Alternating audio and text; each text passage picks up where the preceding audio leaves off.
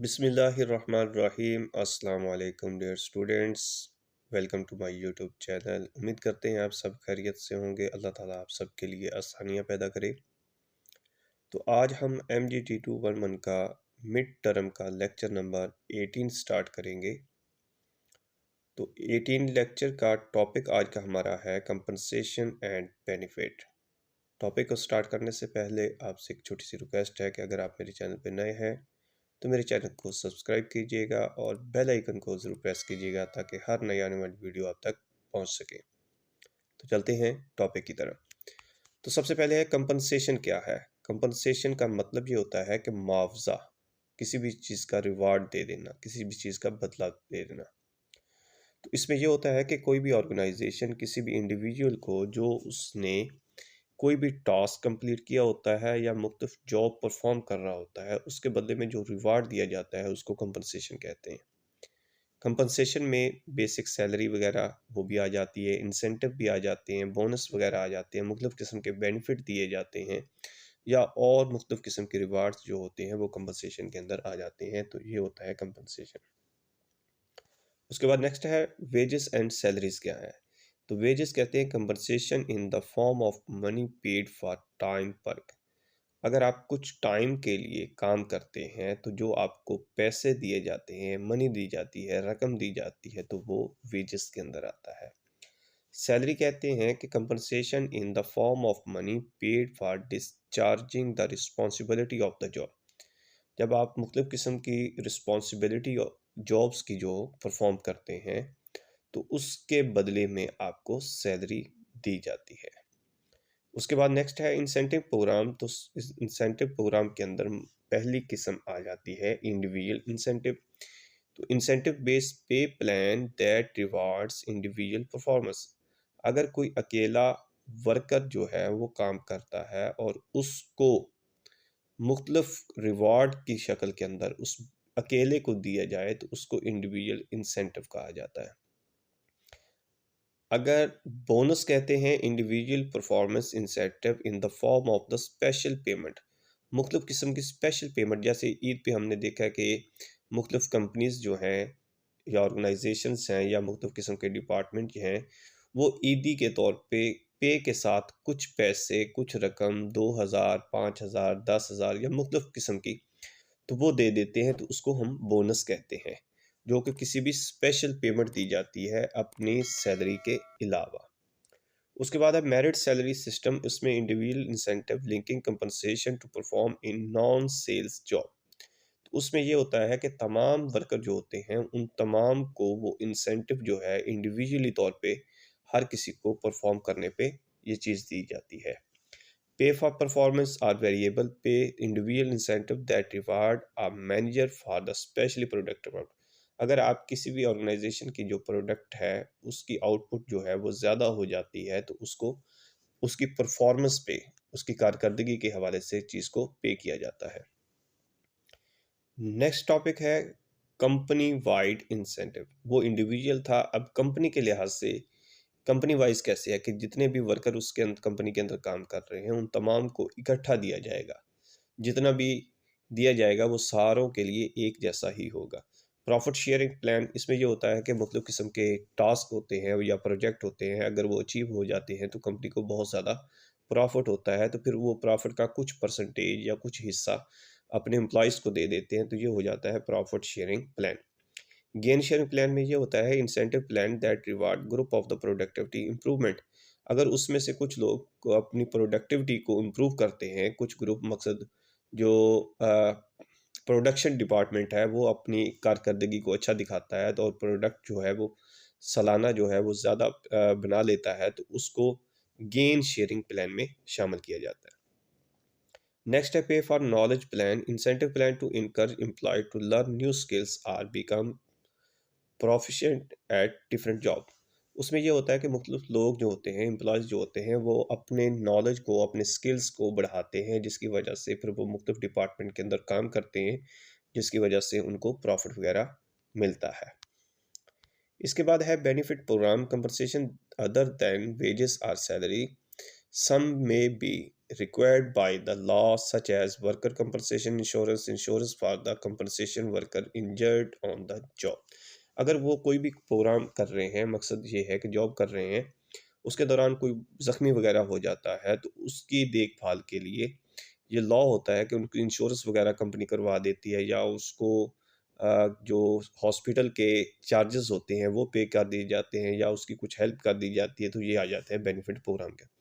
Retirement plan ये होता है कि प्री अरेंज कंपनी कम पेंशन प्रोवाइड टू रिटायर। जब एम्प्लॉय उनका रिटायर हो जाता है तो उसके लिए रिटायरमेंट के तौर पे कुछ उसको पे कर दिया जाता है, या उसकी एज ए पेंशन के तौर पे उसको पे कर दिया जाता है, तो ये चीज़ चली जाती है रिटायरमेंट प्लान के अंदर। उसके बाद है containing the cost of benefit. इसमें कैफेटेरिया बेनिफिट प्लान आ जाता है, तो इसमें ये होता है कि मुख्तलिफ प्लान दिए जाते हैं एम्प्लॉयज़ को, और उसमें से फिर वो एम्प्लॉय जो है वो चूज़ करता है कि मुझे कौन सा बेनिफिट चाहिए। तो जो उसको चाहिए होगा वो उसको चूज़ खुद करता है, तो इस ये होता है कैफेटेरिया बेनिफिट प्लान।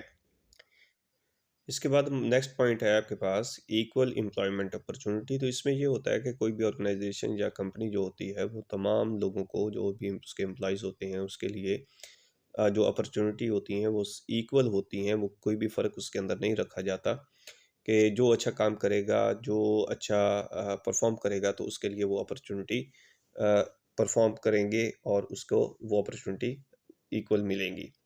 तो उसके बाद है प्रोटेक्टेड क्लास क्या होती है, तो इस पे ये देखा जाता है कि जो भी ऑर्गेनाइजेशन है वो एक लॉ मुरतब करती है, लॉ बनाती है, जिसके मुताबिक वो उस कानून के दायरे के अंदर रह के अपने काम करते हैं और खौफ होके काम करते हैं। उसको किसी भी बाहर वाले किसी भी कंपनी से या लोगों से या मुख्तलिफ अदारों से डरने की ज़रूरत नहीं होती। वो बेखौफ व ख़तर जो है वो अपने काम करते हैं।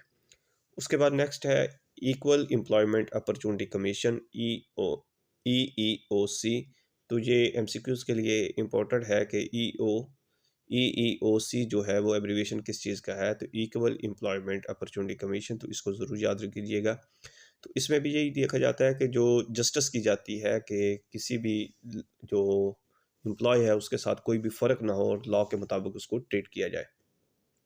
तो उसके बाद है अफर्मेटिव एक्शन प्लान। तो इसमें ये होता है कि जब कोई भी रिक्रूट किए जाते हैं कंपनी के अंदर, हाई क्वालिफाइड लोगों को रखा जाता है, तो उसका फ़ायदा ये होता है कि दूसरे जो लोग वहाँ पे पहले से काम कर रहे होते हैं वो उसके नॉलेज से फ़ायदा उठाते हैं और ऑर्गेनाइजेशन को प्रॉफिट दिलाते हैं या फ़ायदेमंद साबित होते हैं। उसके बाद है कलेक्टिव अफेयर ऑफ एम्प्लॉयज़। वो एम्प्लॉयज़ के कलेक्टिव अफेयर कौन से हैं? तो आपने ये भी सुना भी होगा और देखा भी होगा, मतलब कंपनीज़ के अंदर या मुख्तलिफ़ अदारों के अंदर मुख्तलिफ़ किस्म की यूनियंस बनी होती हैं, जहाँ पे वो लोग इकट्ठे जो अपने हकूक़ के लिए बात करते हैं, अपनी आवाज़ उठाते हैं। कभी वो तनख्वाह के बारे में मुतालबा करते हैं, कभी अपनी मराद के बारे में मुतालबा करते हैं, कभी काम के बारे में मुतालबा करते हैं। तो ये सारी चीज़ें इसमें आ जाती हैं। तो इसमें लेबर यूनियन पहले है, तो लेबर यूनियन का यही है कि group of individual working together to achieve share job related goals. तो जो भी अपने गोल्स हैं वो उसको हासिल करने के लिए लोग इकट्ठे होते हैं और एक ग्रुप बन जाता है, तो उसको लेबर यूनियन कहते हैं। उसमें ये भी आ सकता है कि जो हमारा टाइमिंग है वो कम की जाए या ज़्यादा की जाए, उसकी पे को ज़्यादा की जाए, हमें सिक्योर किया जाए, हमारे दूसरे जो बेनिफिट हैं या कंपनसेशन है, या हमें मुख्तलिफ़ किस्म की मराद दी जाएँ, तो ये सारी इस चीज़ के अंदर लेबर यूनियन जो है वो फ़ैसला करती है और ये अपने मामलात को डील करती हैं। उसके बाद लेबर रिलेशन है, तो इस प्रोसेस में ये होता है कि जो एम्प्लॉइज़ हैं वो अपनी लेबर यूनियन के साथ जो अपने रिलेशन है वो अच्छे करते हैं, जिसकी वजह से वो अपने उनके हकूक़ के लिए वो आवाज़ उठाते हैं। कलेक्टिव बार्गेनिंग है, इसमें ये प्रोसेस होता है कि जो लेबर है और मैनेजमेंट है उसके दरमियान बातचीत होती है, नेगोशिएट होते हैं, मतलब किस्म की कंडीशन जो है वो तय पाती हैं, जिसके मुताबिक वो वर्क वहाँ पे करते हैं। उसके बाद है कलेक्टिव बार्गेनिंग एजेंट, CBA। ये भी एब्रिविएशन है, इसको भी याद ज़रूर कीजिएगा। Collective bargaining agent is a person who has been elected by all the worker in the organization through legal procedure. फिर उसी तरह यूनियन जो होती है उसके अंदर एक इलेक्शन होता है, या वो सारे लोग जो वर्कर होते हैं, एम्प्लॉयज़ होते हैं, वो किसी एक बंदे को अपने वर्कर में से एक लीडर मुंतखब कर लेते हैं और कहते हैं भी ये हमारा लीडर है और ये मैनेजमेंट के साथ इस हमारे मामलात की बात करेगा, तो उसको कहते हैं CBA। तो उसके बाद नेक्स्ट पॉइंट है reach agreement on the contract term. फिर उसके बाद मैनेजमेंट और उस लेबर का जो लीडर होता है उसके दरमियान जो होता है वो बातचीत होती है और मुख्तलिफ़ किस्म की जो शराइत के मुताबिक और अपनी पॉइंट्स नकात के मुताबिक फिर वो तय हो जाता है कि इन्होंने कंपनी के अंदर किस तरह के काम करना है, और फिर वो उसी अंदाज के अंदर काम करते हैं। उसके बाद है कॉन्ट्रैक्ट इशू। तो उसमें कंपनसेशन आ जाती है कि मुख्तलिफ़ किस्म के आपको वेजेस दी जाती हैं, हायर दी जाती है, मकसद ज़्यादा जो डेली की जो आमदन है, मकसद अगर फ़र्ज़ करें एक वर्कर है, उसकी डेली जो है वो ₹700 है, तो वो अपने नेगोशिएट करके तो उसको बढ़ाया जाता है कि आपको 800 दिया जाएगा, आप सही तरीके से काम करें और हमारी कंपनी के लिए फ़ायदेमंद साबित हों, और वो लोग फिर दिलजमी के साथ काम करते हैं और अपनी जो कंपनी है उसको ऊपर ग्रो करते हैं। तो इसमें ये सी चीज़ आ जाती है। बाकी बेनिफिट आ गया, उसमें ये होते हैं कि मुख्तलिफ़ किस्म की मरात दी जाती हैं, ऐसी चीज़ें जो सैलरी से हट के होती है, मकसद उसकी हेल्थ इंश्योरेंस कंपनी करवा देती है, रिटायरमेंट बेनिफिट होते हैं, जो छुट्टियाँ दरमियान में आती हैं उसकी पे किया जाता है, वर्किंग कंडीशन के बारे में ये सारी चीज़ें आ जाती हैं, तो ये बेनिफिट में आ जाता है। उसके बाद जॉब सिक्योरिटी है, तो उसमें भी ये बातचीत होती है कि जो कंपनी है, वो उन लोग जो वर्कर हैं वहाँ पे काम कर रहे हैं, उनको सिक्योरिटी प्रोवाइड करेंगे, उनके उनका ख़्याल रखेंगे, उनकी दूसरे लोगों के साथ कोई भी लड़ाई झगड़ा होता है या कोई भी मसला मसाइल बन जाता है, तो उसके राइट्स का ख़्याल रखा जाएगा, उसके हक़ के लिए लड़ा जाएगा। तो जॉब सिक्योरिटी इस चीज़ में आ जाती है। अदर यूनियन इशू के अंदर वर्किंग आवर्स आ गया, ओवर टाइम पॉलिसी आ गई कि कोई भी बंदे अपने टाइम से ज़्यादा टाइम लगाते हैं, काम करते हैं, तो उसको ओवर टाइम कहते हैं। रेस्ट पीरियड आ गया, अरेंजमेंट आ गई, तो ये सारी चीज़ें तो यूनियन के इशू आ जाते हैं दूसरे, इसको कह सकते हैं other union issue. Management right में ये आ जाता है कि management wants to much control as possible over hiring policy and work assignment. तो इसमें ये होता है कि मुख्तलिफ़ किस्म की जो पॉलिसी बनाई जाती है, और जिस पॉलिसी के मुताबिक उन लोगों को हायर किया जाता है और वर्क असाइन किया जाता है, तो मैनेजमेंट उस चीज़ को कंट्रोल करती है। तो यूनिट क्या करती है, उसको ट्राई करती है मैनेजमेंट को कि वो अपने जो राइट्स हैं, जो उनके हकूक़ हैं, उसको अच्छे अंदाज में उस पे इम्प्लीमेंट होना चाहिए, उसको असाइनमेंट दी जाए, जो भी उसकी पॉलिसीज़ हैं उस पे अमल किया जाए। तो नेक्स्ट पॉइंट है हमारे पास है motivation in the work place, के अगर आप एम्प्लॉय को मोटिवेट करते हैं तो वो एक किसी भी अच्छे जज्बे के साथ, एक नए जज्बे के साथ काम करते हैं, जो आपके लिए फ़ायदेमंद साबित होता है, और वो उनकी जॉब की सेटिस्फेक्शन भी होती है, उनका मोराल भी अच्छा होता है, तो बुलंद होता है। तो मोटिवेट करना ज़रूरी है, उसके लिए कोई बेनिफिट दिया जाए या उनकी सैलरी में थोड़ा सा इजाफा कर दिया जाए, तो मुख्तलिफ टर्म्स इसके लिए इस्तेमाल की जाती हैं। तो उसके बाद है क्लासिकल थ्योरी। तो इसमें ये कहा गया है कि अगर किसी भी एम्प्लॉय को उसके बेनिफिट दिए जाते हैं या उसको रकम ज़्यादा दी जाती है, तो वो जो वर्कर है वो मोटिवेट होते हैं और अच्छे जज्बे के साथ काम करते हैं। तो उसमें साइंटिफिक मैनेजमेंट है, तो इसमें ये है कि किसी भी एम्प्लॉय को मोटिवेट करने के लिए मुख्तलिफ किस्म की थ्योरी जो है, जो क्लासिकल थ्योरी के अंदर ये बात की गई है कि अगर एम्प्लॉय को मोटिवेट करना है तो उसको इनकरेज करना चाहिए, उसको कुछ बेनिफिट्स देने चाहिए। तो फ्रेडरिक टेलर ने principle of the class scientific management 1911 के अंदर ये एक थ्योरी पेश की थी। उसमें यही कहा गया था कि अगर आप लोगों को पैसे देते हैं, उनकी पे में इजाफा कर देते हैं या मुख्तलिफ़ किस्म के उसको बेनिफिट देते हैं, उनका टाइम का ख्याल रखते हैं, उनकी जॉब्स को एनालाइज करते हैं कि उसको किस अंदाज से करना चाहिए, तो वो आपके लिए प्रॉफिटेबल होगा, और जो वर्कर हैं वो मोटिवेट होंगे और अच्छे अंदाज के अंदर आपके साथ काम करेंगे, जो आपकी कंपनी के लिए फ़ायदा मंद हो सकता है। उसके बाद नेक्स्ट पॉइंट है टाइम एंड मोशन स्टडीज़। इसमें ये होता है कि कोई भी इंडस्ट्री जो है वो मुख्तलिफ़ किस्म की टेक्निक्स जो हैं, जो जदीद दौर के अंदर नई से नई टेक्निक्स मुतारफ़ हो रही हैं, अगर उनको एम्प्लॉय करेगा, इसको अप्लाई करेगा, तो वो भी उसके लिए फ़ायदेमंद होगी और उसकी परफॉर्मेंस जो है वो अच्छी हो जाएगी। अब उसके बाद ऑब्जेक्शन है कि जो साइंटिफिक थ्योरी जो आई थी, क्लासिकल थ्योरी, उसके अंदर ऑब्जेक्शन कौन से आए हैं, तो उसमें पहला है behaviour theory.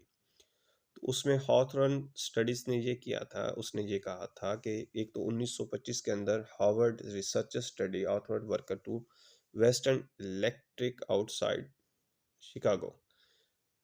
Their experiment with the increasing lighting level of the exam of the relationship between exchange the physical environment। वो कहते हैं कि अगर आपके मैनेजमेंट के साथ अच्छे खुशगवार तल्लुकात हैं, अगर आप उनका इखलाकी और समाजी तौर पे ख्याल रखते हैं, उनको मुख्तलिफ अंदाज से क्रिटिसाइज़ नहीं करते, अगर उनके मोराल को बुलंद करते रहते हैं तो फिर भी वो वर्कर जो है वो आप दिलजस्बे के साथ आपके साथ काम करते हैं। तो ये चीज़ आ जाती है इसके अंदर। फिर उसके बाद इफ़ेक्ट कौन से हैं, तो उसमें ये कहा जाता है कि अगर जो कंपनी है वो मुख्तलिफ़ किस्म की जो टेक्निक्स है वो अगर मुख्तलिफ़ किस्म की इस्तेमाल करे तो उसकी जो प्रोडक्टिविटी है वो इंक्रीज़ हो सकती है और मैनेजमेंट को भी फ़ायदा हो सकता है और कंपनी को भी सॉरी फ़ायदा हो सकता है। तो ये था आज का लेक्चर, लेक्चर नंबर 18। उम्मीद करते हैं आपको पसंद आया होगा। अगर इसमें कोई भी टॉपिक पे कोई भी कन्फ्यूजन हो तो आप कमेंट बॉक्स में पूछ सकते हैं। तो आखिर पे फिर आपसे एक छोटी सी रिक्वेस्ट है कि आप मेरे चैनल को ज़रूर सब्सक्राइब कीजिएगा, वीडियो को लाइक कीजिएगा और अपने दोस्तों तक शेयर कीजिएगा। मिलेंगे नेक्स्ट लेक्चर के साथ, तब तक अपना ख्याल रखिएगा। अल्लाह हाफ़िज़।